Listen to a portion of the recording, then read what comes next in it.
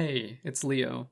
I wrote this to try to hash out some thoughts I had a few months ago, and never voiced it back then. I revisited it recently, and I think it's still important, and it might be enjoyable to listen to, so I'm recording vocals for it now. When experienced players play elimination-based stealth games, they're never looking at just the singular guard in front of them. Players know very well that guards function in groups, so in order to take space and control areas, they must kill the entire cluster in one sequence. They look at the 2 or 3 guards in front of themselves, and in their head they string together a sequence of actions. They then attempt to execute that action chain, and if they're successful, they now control this space, and they're able to think about their next move from there. So, smoke grenade the farthest guard, sleep dart the one a little bit closer, rush forth to kill the only awake guard left, and then kill the other 2 who are still under the effects of disables. This is a flow. Expert stealth players play in this manner. They set up and execute flows. I would like you to take a moment to imagine what happens to this kind of psychology, this kind of gameplay, if you suddenly lose the ability to trust any single point in the chain. And to make matters more muggy, you don't know which point in the chain is the unreliable one. The approach in a stealth game is everything. It is well and truly and quite literally everything. The button press at the end, that is nothing. Landing on your chosen platform, that's not the gameplay in a platformer, right? It's all the little decisions you made, it's the timing you chose. Mario, Sonic, Rayman, Alucard, or Samus landing on the platform at the end, that's just a formality. It's just the end of the sentence, not the sentence itself. Stealth kills are like this too. They are not the sentence. They're just the period that defines where the sentence ends. Imagine if a Mario game asked you to make all the same decisions in your head that you would normally make, but with one of the platforms, and you don't know which one it'll be, decides Mario's jump isn't high level enough. How would you feel? Don't answer that since we're so very close, and since I know you so very well, I can tell you how that would make you feel. That would make you feel cheated, like you did everything right, and through absolutely no fault of your own, were told that you failed. If the fundamentals of elim stealth gameplay involve the setup and execution of flows, of chains, and various but totally unpredictable nodes in this chain are no longer reliable, what impact does this have on the moment-to-moment play experience? What is affected? Pacing. In the best-case scenario of such a game, designers may deign to throw your mangy, shriveled form a bone in the form of a damage prediction on enemy health bars. This seems nice, but these health bars have no hard numbers attached to them in the UI, so you are actually still doing guesswork. Although visible from a distance, the damage prediction is not shown for a stealth attack, only for a loosed arrow. So for this purpose, it's entirely unhelpful. You still have to find out if your melee stealth takedown will kill, and to do so, you have to walk right up to them. You still have to put yourself in danger. You can't actually see from a distance. You can't plan.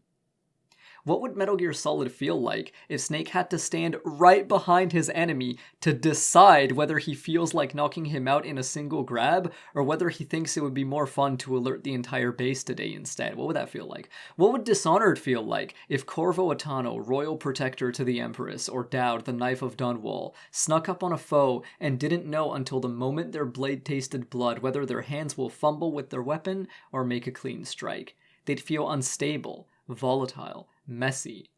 These are experiences that cause their players to be incredibly risk-averse. Risk-averse players do not engage with systems because success and failure are no longer in their hands. The only way they can ensure any control is to refuse to engage outright. Here's a little experiment. Humans like to think in threes, right? 3 is a pretty number. It's very sexy. It's very cute. Let's bring out some threes. 3 guards. 3 outcomes. A normal stab kills, a crit stab kills, and no stabs kill.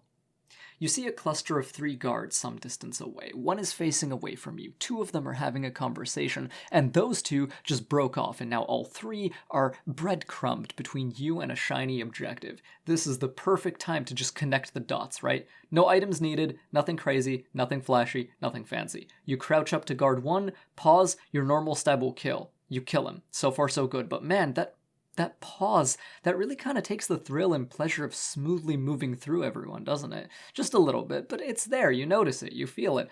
It's not awful, but come on. You walk up to the second guard, pause. He moves out of range a little bit because he's walking. Crap. His HP flickered out just before you could see how much you'd actually do. Was it a third? Was it less? You can risk, but can you afford that? This matters because your super stab only does 3 times as much as your normal one, so you still have to know how much it will do. You come a little closer, see his HP flash up, and you'll do about 40% damage with a normal stab. Not bad, but you're eyeballing, because there's no precise stat that is given to you. You just reason your super stab will work. You hold the button down, and it goes through. Oh, thank God. Next guy. Guard number 3. He's standing still, and he won't notice you yet. He looks tanky. You walk up, and you're really not sure if you'll do a third of his HP or less. There are no precise numbers displayed, just the red bars, so, well, you try it. And now everyone knows you're here.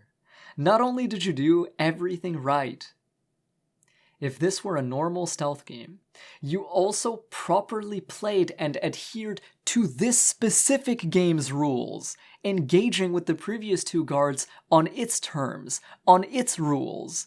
And for that same obedience, you're penalized right at the end. What do you do the next time you're in that situation? Because games and any kind of, any kind of understanding of systems and mechanics involves learning from mistakes. So what do you do the next time you're in that situation? What do you learn from this supposed mistake? What do you do if you're a reasonable, thinking, feeling human being? Well, 2 options immediately rise as most attractive. 1, just stop trying to engage with stealth mechanics or bypass them with something like invisibility. And 2, realize that, but thou must. You must kill these enemies, and since you're likely to get into a fight anyway, you just switch your entire character to focus on combat. Now, a favored retort of statted stealth apologists and staunch defenders of this paradigm is that, well, Assassin is the most overpowered and effective style in the game anyway. This is not an effective response to my criticism, but don't go telling that to those people because they won't listen to you. To you, though, because I know you'll actually try to understand, I will explain why this is a poor response. It's a poor response because it only takes into consideration Assassin Damage's place in Odyssey as a closed system, separate and distinct from the rest of the series, but also separate and distinct from the rest of the stealth game genre. Sure, Assassin might be the objectively strongest style in AC Odyssey, depending on what the current patch is anyway, but even that means absolutely nothing when the game as a whole is inherently a weaker, less stable stealth game than the majority of other Assassin's Creed games and the majority of other stealth games, even other ones that have RPG elements in them. The very nature of stats being required for a successful stealth kill means that you have no choice but to kill, because there's no way to trust that the game will validate a non-lethal or ghost-heavy approach, since eventually you will need to kill somebody. And if you haven't built your XP up by killing all who came before them, you will have fundamentally weakened yourself. Contrast it against what the design of the game expects from you. Can you squint for me just a little bit and kind of try to see what both of these have in common? Yes, that's right. Both of them dissonate with stealth playstyles, fundamentally. Both of these approaches communicate to the player the way you're playing, which we have advertised to be viable and enjoyable, will never ever be as viable or as enjoyable as fighting, because we have not built the systems necessary to support it, and you were a fool to keep trying it. That may not be what they're trying to say, but it is what they are saying. We have attempted to determine whether you succeed or fail, not by your decisions, but by grafting statistics onto an existing play experience without taking into account the additional work needed to support this new game design that has emerged as a result. Stop doing this. Please. It's bad. I've danced around it for long enough. This is long as hell. Don't make me make it any longer. It's bad. It's bad. It's bad. Stop. You're not winning hearts and minds. You're just giving the players you care about a negative experience that enriches and fulfills no one.